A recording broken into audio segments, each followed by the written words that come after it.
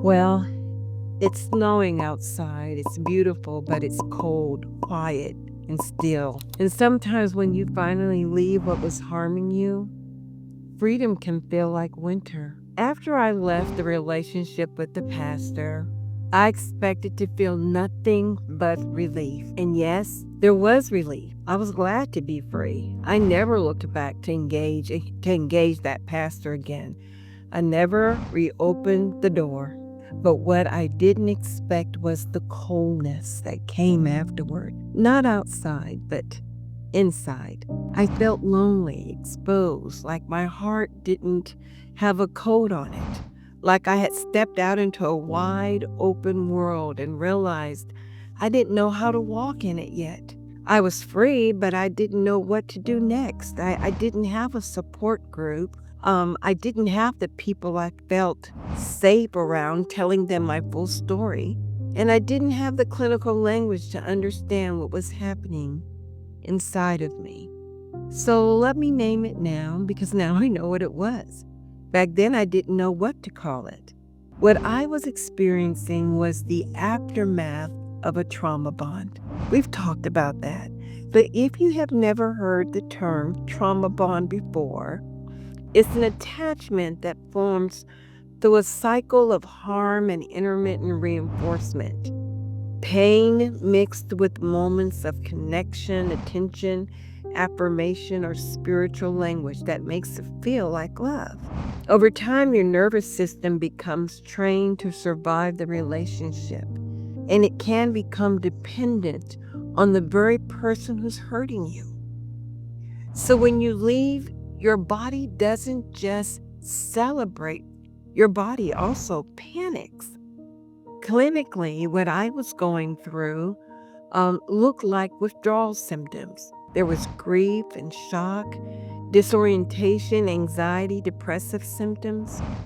Withdrawal because my nervous system had gotten used to the intensity, the contact, the confusion, the highs and the lows. There was grief because now I was alone and lonely. Shock and disorientation because when something becomes your emotional normal, leaving it can make everything feel unfamiliar. And then anxiety and depression because your mind and body are trying to stabilize after being emotionally hijacked for so long. And I want to say this clearly also because there's a woman watching who needs to hear this. If you left and you feel empty, that does not mean you made the wrong decision. If you left and you feel lonely, that does not mean you were meant to stay. If you left and you missed the person who harmed you, that does not mean you're weak. It means your nervous system is healing. It means your heart is recalibrating. It means you are detoxing from a bond that was never built on safety. In those early days, I was trying to manage life in pieces, just trying to put one foot in front of the other. I was a single mom. I wasn't dating. I didn't have close friends. And I felt like I was watching life from the outside, trying to find my place again. In that season, when you're just trying to wake up and function and breathe, it has a name too. And that name is called stabilization. Stabilization is the part of healing when you're not trying to be inspired yet.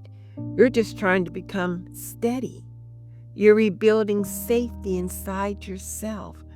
You're learning how to live without the chaos that once controlled your emotions, your every move. So if you're in that winter season right now, here are a few anchors I wish someone had given me. First, don't feel alone or don't heal alone on purpose. Trauma healing is not meant to be a solo sport. Find safe support, counseling, a trusted group One wise person. Second, name what happened accurately. When you stop calling it love and start calling it what it was, bonding through harm, your mind begins to clear. Third, create small structures: sleep, food, movement, sunlight, prayer, simple routines that help your nervous system learn safety again.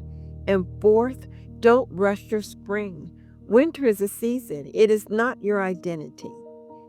If this is you, if you've gotten something unhealthy from a relationship, if you feel cold or lost, I want you to hear this. You are not broken beyond repair. You are in recovery. And the fact that you left means you chose your life. That's good. This next part of my story is about what happens after the exit, how I walked through a long journey of finding myself again, putting the pieces back together, and learning what healing actually looks like when you don't have the support you needed at the start. If you're in that place, I want you to comment. I'm in winter, but I'm still here, and I'm still healing. Stay with me because we're going to walk this journey together, step by step, until you can feel your spring again. I'm Patricia Arbs with Power Restored Consulting.